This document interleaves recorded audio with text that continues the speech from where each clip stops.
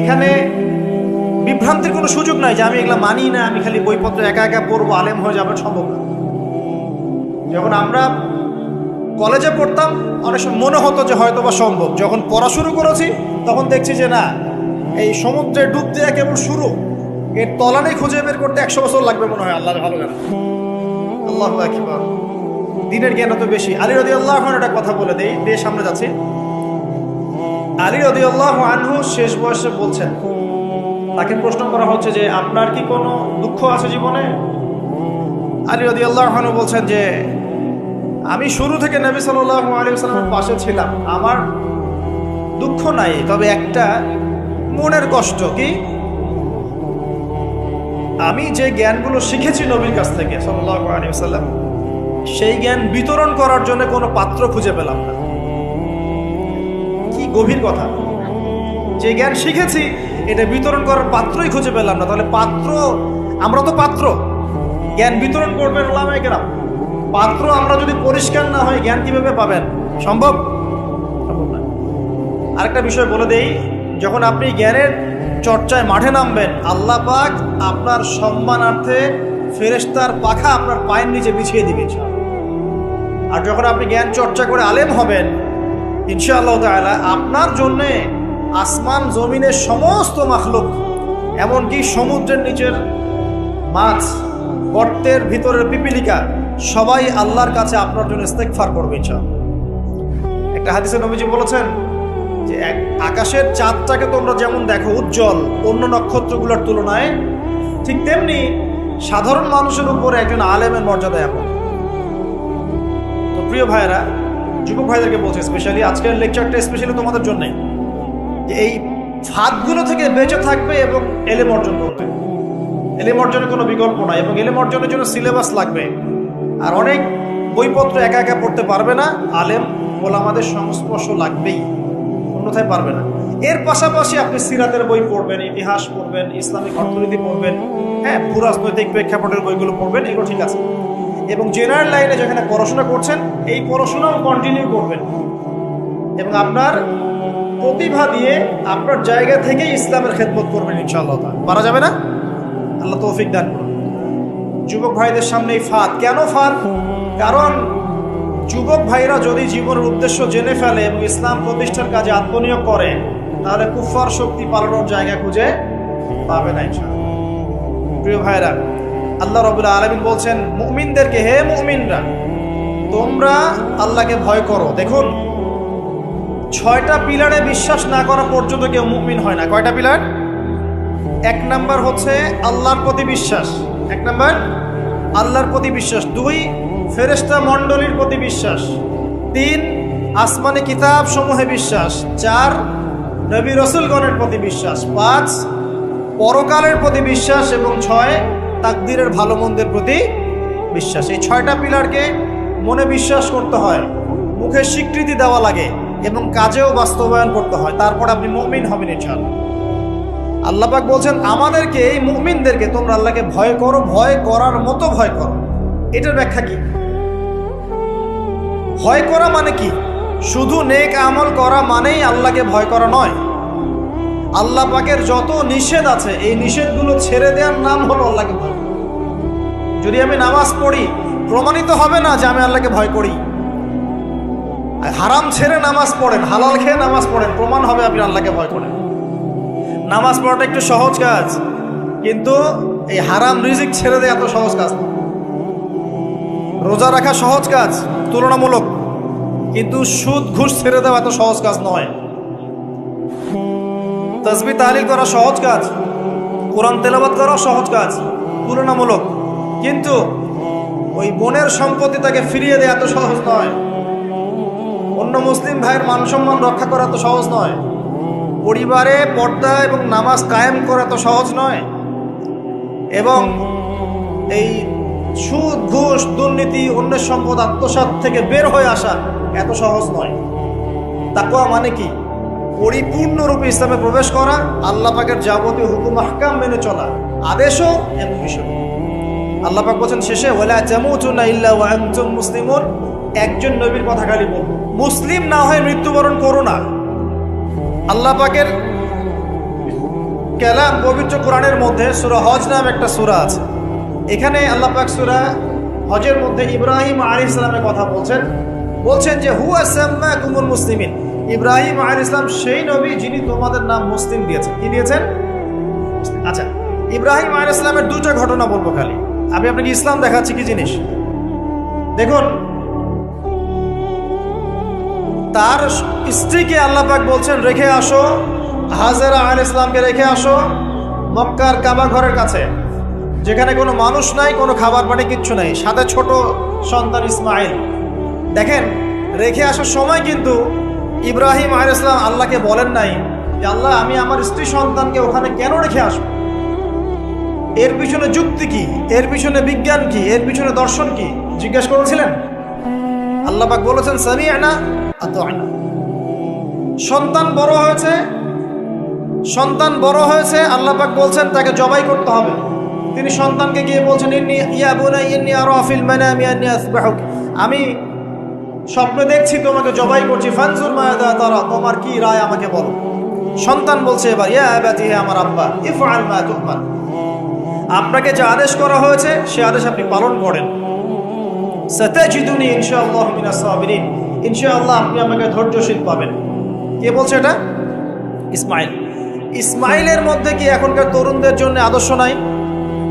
যে বয়সে ইসমাইল আলাইহিস সালাম বলছেন আব্বা আমাকে জবাই করে দেন, কোনো সমস্যা নাই, ইনশাআল্লাহ আপনি আমাকে ধৈর্যশীল পাবেন, ওই বয়সের আমাদের তরুণ প্রজন্ম, টিকটক প্রজন্ম, ওই বয়সে আমাদের তরুণ প্রজন্ম কিশোর গ্যাংয়ে যোগ দিয়েছে, জেনা করেছে, মাদক খাচ্ছে, জুয়া খেলছে, যে জার্সি গাইতে ঘুরে বেড়াচ্ছে। দেখেন, এই ওয়াজে আসার সময় দেখলাম যে কিছু ছেলে দাঁড়িয়ে আছে ওখানে। কি হচ্ছে এখন? দাঁড়ায় বক্তা এখন আসে নাই, সিগারেটের প্যাকেট থেকে সিগারেট বের করে টান দিচ্ছে। বক্তা তো এখন আসে, টান দিয়ে যায়, তারপরে বসে। মাদক বলতে কি বোঝো তোমরা? খালি গাঁজা, ইয়াবা, ফেন্সিডিলি মাদক? সিগারেটটা মাদক না? এই জর্দা খাই, এটা কি মাদক না? এগুলো মাদকের মধ্যে পড়ে, এগুলো ফ্যাশন হয়ে গেছে এখন। আল্লাহ পাক তোমাদেরকে এগুলো থেকে হেফাজত করুন। আমি দেখেন, ইসমাইল বলছেন হে আমার আব্বা আমাকে আপনি জবাই করে দেন, যদি আল্লাহ আদেশ করে থাকেন, আমাকে ধৈর্যশীল পাবেন ইনশাআল্লাহ। মা বোনদের জন্য বলছে এখানে একটা কথা। দেখুন প্রিয় মা বোনরা, ভালো করে শুনুন। দেখুন, ইসমাইল আলাইহিস সালামকে কিন্তু তার বাবা বড় করেন নাই। ইসমাইল আলাইহিস সালাম বড় হয়েছেন মক্কায় তার মায়ের কাছে, হাজরা আলাইহিস সালামের কাছে। আর ইব্রাহিম আলাইহিস সালাম থাকতেন সিরিয়ায়, শামে, তার আরেক স্ত্রী সারা আলাইহিস সালামের সাথে। তিনি যাওয়া আসা করতেন। আর তখনকার যাওয়া আসা এত সহজ ছিল না, তখন কোনো মোটর যান ছিল না। তো দেখুন, যেমন মা তেমন সন্তান। কেমন মা? হাজরা আলাইহিস সালামকে বলা হচ্ছে যে তোমাকে এখানে রেখে যেতে আল্লাহ আদেশ করেছেন। তো হাজরা আলাইহিস সালাম বলছেন এখানে তো কোনো পানিও নাই, কোনো খাবারও নাই, আপনি এখানে আমাদেরকে একা ফেলে যাচ্ছেন। ইব্রাহিম আলাইহিস সালাম বলছেন আল্লাহর আদেশ, কিছু করার নাই। এখন হাজরা আলাইহিস সালাম বলছেন আচ্ছা যদি আল্লাহ আদেশ করে থাকেন তাহলে ইনশাআল্লাহ আল্লাহ আমাদের হেফাজত করবেন, আল্লাহর প্রতি আমি পূর্ণ তাওয়াক্কুল করলাম। কে বলছেন? হাজরা। এই হাজরা আলাইহিস সালামের দেখেন, এখানে তো কোনো খাবারই নাই, পানিও নাই, এক মশক পানি, একটু খাবার, দ্রুতই শেষ হয়ে গেল। শেষ হওয়ার পর তিনি ছোটাছুটি করছেন, suffer Marwah, suffer Marwah, suffer Marwah, কোথাও যদি একটু পানি পাওয়া যায়। কি তাওয়াক্কুল আল্লাহর প্রতি! ছোটাছুটি করছেন, বাচ্চা ইসমাইল কান্নাকাটি করছে। মায়ের এই ছোটাছুটি আল্লাহর কাছে এত পছন্দ হয়েছে, যতদিন হজ থাকবে এই হাজরা আলাইহিস সালামের স্মৃতির সাথে জড়িত এই সাই থাকবে। এবং এই ঘটনা আল্লাহর কাছে এত পছন্দ হয়ে গেল যে আল্লাহ পাক জিবরাইল আলাইহিস সালামকে পাঠিয়ে জামজাম কূপের পানি বের করে দিলেন, যেই কূপের পানি জীবনে কখনো শেষ হয় না, পানি খেলে খিদাও লাগে না। চিন্তা করে দেখেন, গ্যালন গ্যালন পানি যাচ্ছে, গ্যালনের পর গ্যালন জামজাম থেকে প্রত্যেক দিন। এমনকি মদিনায় গেলেও আপনি জামজামের পানি পাবেন, মসজিদে কুবায় গেলেও জামজামের পানি পাবেন। আর পৃথিবীর বিভিন্ন জায়গায় তো আমরা নিয়ে আসছি, শেষ হয়েছে? পানির স্তর 1 ইঞ্চি পর্যন্ত নিচে নেমেছে। দেখেন, আল্লাহর প্রতি যখন মানুষ পূর্ণ তাওয়াক্কুল করে তখন আল্লাহর মারেফত নেমে আসে। যখন মানুষ আল্লাহর প্রতি পূর্ণ তাওয়াক্কুল করে ফেলবে তখন আল্লাহ পাক আধ্যাত্মিকত্ব দিয়ে দিবেন। এটা কি বিজ্ঞান দিয়ে ব্যাখ্যা করা যায়? একজন ফেরেশতা আসলো, পাখা দিয়ে আঘাত করলো, মাটি থেকে ঝর্ণা বের হওয়া শুরু হলো। এখনকার বিজ্ঞান বিশ্বাস করবে? কোনো যুক্তি দর্শন বিশ্বাস করবে? এই যে মা, তাওয়াক্কুল কারিনী মা, তার গর্ভ থেকে জন্ম নিয়েছে ইসমাইলের মতো সন্তান, যে বলছে আব্বা আমাকে জবাই করতে চাইলে করে দেন, কোনো সমস্যা নাই, আল্লাহর ইনশাআল্লাহ আপনি আমাকে ধৈর্যশীল পাবেন। এই জন্য বলি, আমাদের পরিবারের মায়েরা যদি হাজরা আলাইহিস সালামের মতো হতে না পারে তাহলে ইসমাইলের মতো প্রজন্ম তৈরি হবে না। অতএব প্রিয় মা ও বোনেরা, একটা নসিহত যথেষ্ট আপনাদের জন্য, যে নিজেরা হাজরা আলাইহিস সালামের মতো আল্লাহর প্রতি পূর্ণ তাওয়াক্কুল কারিনী হয়ে যান। নামাজ ছাড়িয়েন না। কোনো মহিলা যদি মাত্র 4টা কাজ করতে পারে, নবী সাল্লাল্লাহু আলাইহি ওয়াসাল্লাম বলেছেন জান্নাতে যাওয়ার জন্য সবগুলো দরজা খুলে দেওয়া হবে। 1 নাম্বার, কোনো মহিলা যদি 5 ওয়াক্ত নামাজ পড়ে, এখানে শুধু ফরজ নামাজের কথা বলা হচ্ছে, নফলের কথাও বলা হচ্ছে না। 2 নাম্বার, যদি একজন মহিলা রমজান মাসে সওম রাখে, ফরজ সওম, ফরজ রোজা, নফল রোজার কথাও বলা হচ্ছে না। 3 নাম্বার, যদি মহিলা, একজন নারী যদি তার সতীত্বকে হেফাজত করতে পারে, পর্দা মেনে চলতে পারে। এই পর্দা বলতে আমরা ডিজিটাল বোরখা বোঝাচ্ছি না। পোশাকটা এমন হবে না যে পোশাক পরেও গায়ের কাঠামো কতটুকু আটোসাটোটা বোঝা যায়, এই বোরখা চলবে না। বোরখা এমন হবে না, পোশাক এমন হবে না যে বাহির থেকে ভিতরের অঙ্গ দেখা যায়, এই বোরখা চলবে না। পোশাক এমন হবে না যে পোশাকটা পুরুষদের পোশাকের সাথে সাদৃশ্য আছে, গেঞ্জি টি শার্ট পরা যাবে না। পোশাকটা এমন হবে না যেই পোশাকটা অমুসলিমদের সংস্কৃতির সাথে বা ধর্মীয় কালচারের সাথে সাদৃশ্য আছে, এমন পোশাকও চলবে না।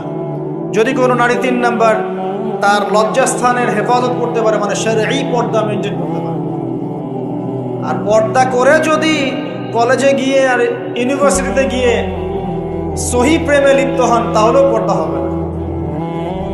কথা বোঝাতে পারছি না মনে হয়?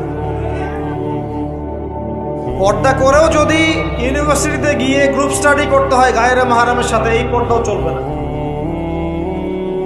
পর্দা মানে পর্দা। পর্দা করে যে দুলা ভাইয়ের সাথে কুটুস কুটুস গল্প করা শুরু করেন, ইডিস পিডিস, চলবে না পর্দা।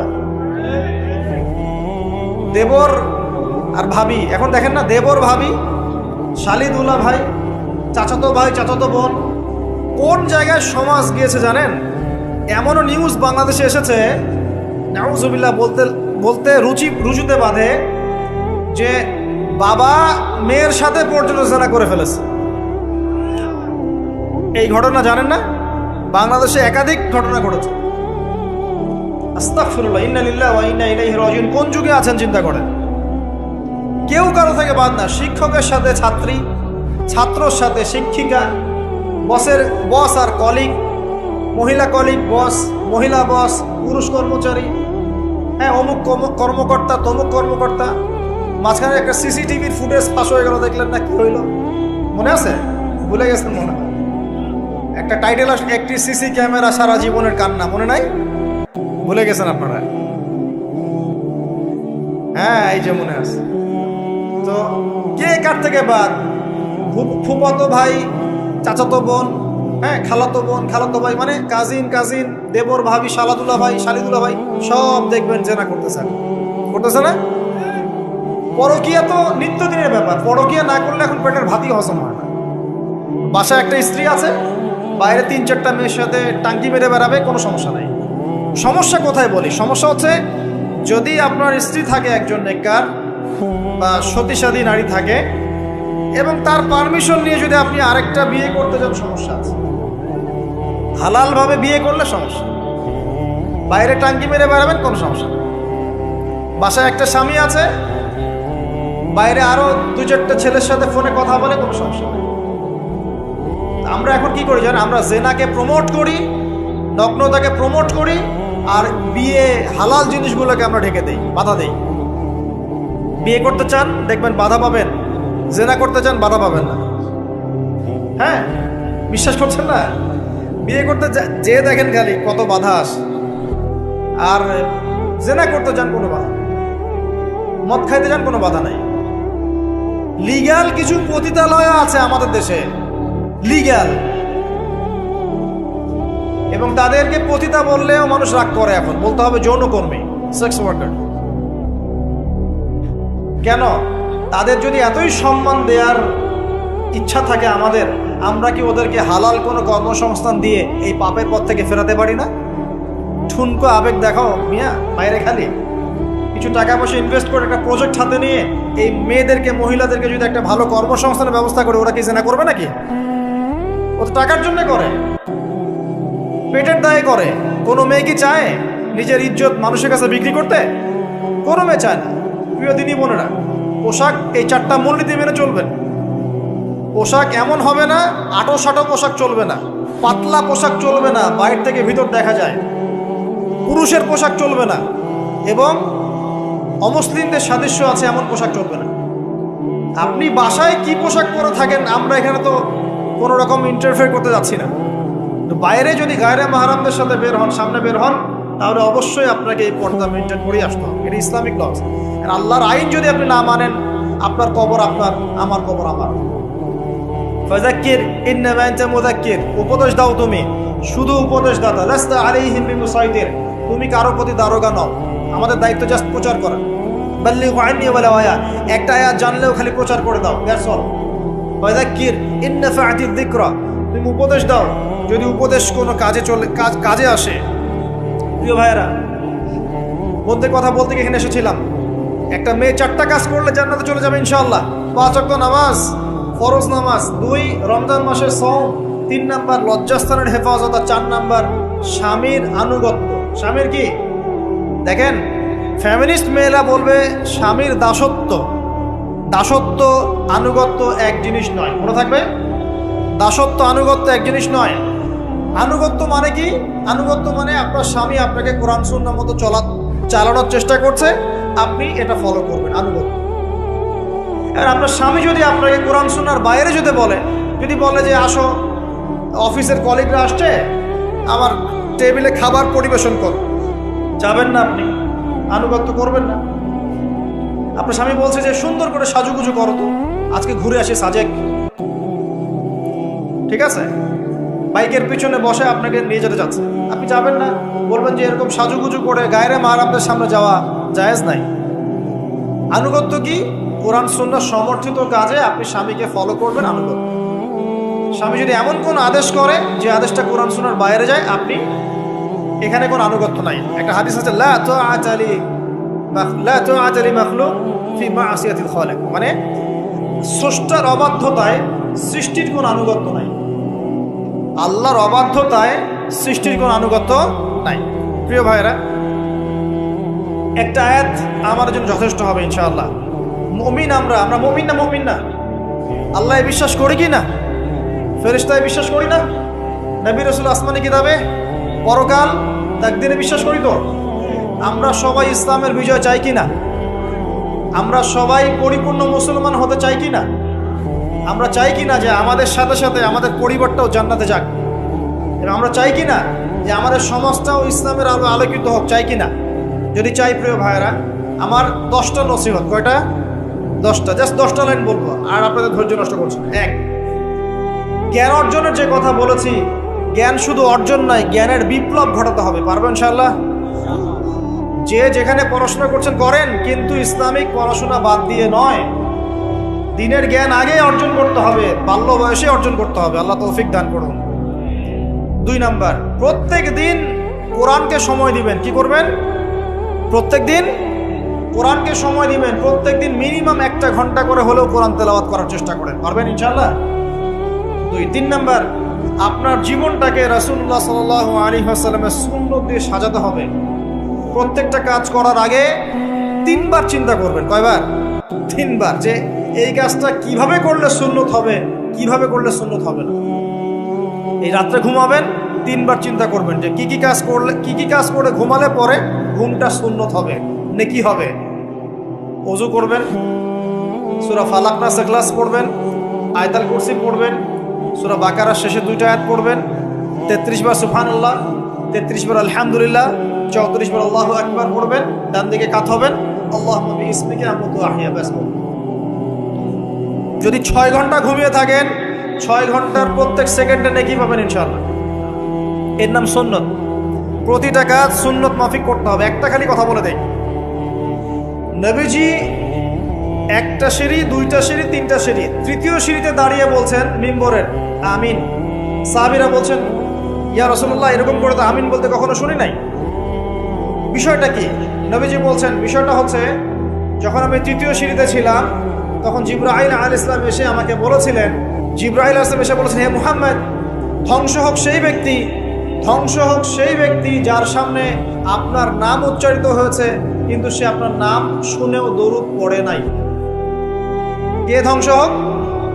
যার সামনে নবীর নাম উচ্চারিত হয়েছে কিন্তু সে দরুদ পড়ে নাই। বাস এখান থেকে বোঝেন, এখন কোনো ব্যক্তি যদি রাসূলের নাম শুনে দরুদ না পড়লেই নবীর বদদোয়া পায়, তাহলে যদি সারা জীবন নবীর সুন্নতের খেলাফ চলে, দোয়া পাবে নিশ্চয়ই।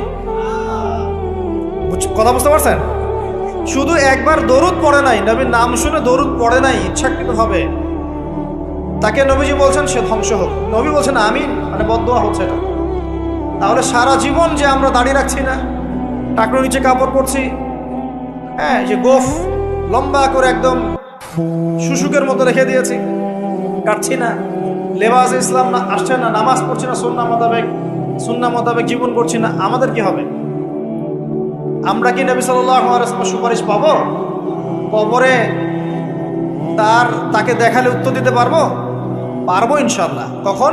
যখন আমরা পুরো জীবনটাকে নবীর সুন্নাহ মতো ঢেলে সাজাবো ইনশাআল্লাহ। সূরা আল ইমরানের মধ্যেই আছে, কুল ইন কুনতুম তুহিব্বুনাল্লাহ ফাত্তাবিউনি। আল্লাহ বলছেন, হে নবী বলে দিন, তোমরা যদি আমার ভালোবাসা চাও, আল্লাহকে পেতে চাও, তাহলে নবীকে অনুসরণ করো, আমাকে অনুসরণ করো। আল্লাহ পাক কি করবেন? ইউহিব্বুকুমুল্লাহ, আল্লাহ পাক তোমাদেরকে ভালোবাসবেন। ইয়াগফির লাকুম যুনুবাকুম, আল্লাহ পাক তোমাদের সমস্ত গুনাহ মাফ করে দেবেন ইনশাআল্লাহ। আল্লাহু গফুরুর রহিম। 3 নাম্বার বলেছি, ভাই নবীর সুন্নাহ মতো জীবন গড়েন। 4, একটা হালাল রিজিক অন্বেষণ করেন, হারামে যাবেন না। ওয়াদা করেন যে না খেয়ে মরে গেলেও হারাম রিজিকে যাবেন না। পারবেন তো ইনশাআল্লাহ? আল্লাহ পাক তৌফিক দান করুন। 5 নাম্বার, পরিবারের আদর্শ হবে জান্নাতি আদর্শ। পরিবারের মধ্যে অনইসলামিক কোনো কালচার ঢুকতে দিবেন। টিভিটা আছে না পরিবারে, আসার মানে আছে ভেঙে দিবেন একেবারে। যদিও বা টিভির চেয়ে ডেঞ্জারাস জিনিস এখন আমাদের হাতেই থাকে। টিভি তো তাও মানুষ সবাই একসাথে বসে দেখতো, যে যার মতো দেখতে পারতো না। একটা নাটক সিনেমা দেখলেও সবাই মিলে দেখতে হয়।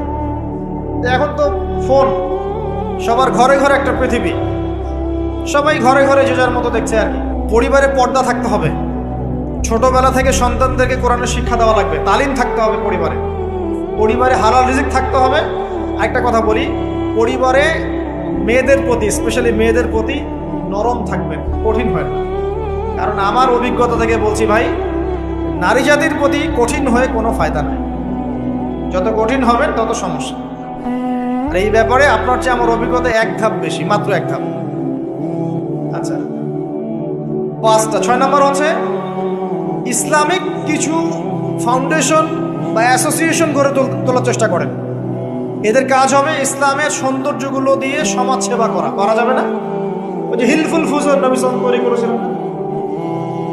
আচ্ছা, এটা শুধু ফাউন্ডেশন হতে হবে জরুরি না, এটা প্রতিষ্ঠানও হতে পারে, একটা মসজিদের উদ্যোগে হতে পারে, মাদ্রাসার উদ্যোগে হতে পারে, বা সামাজিক সংগঠনও হতে পারে, যার উদ্দেশ্য হচ্ছে ভালো কাজ করা। এই যে শীতকাল আসছে, এই শীতকালে আমরা ইনশাআল্লাহ তাআলা পুরো দেশব্যাপী, এই শীতকালে ইনশাআল্লাহ আমরা চেষ্টা করব পুরো দেশব্যাপী শীতার্ত মানুষের মধ্যে বিনামূল্যে কম্বল বিতরণ করা। পারা যাবে না ইনশাআল্লাহ? সমাজ কল্যাণমূলক কাজ করলে কি হবে জানেন? সমাজের মানুষের কাছে ইসলামের সৌন্দর্য ফুটে উঠবে এবং ওই হাদিসের উপর আমল হবে। যদি আপনি কোনো মুসলিম ভাইয়ের একটা কষ্ট দূর করে দেন, আল্লাহ পাক আপনার একটা কষ্ট দূর করে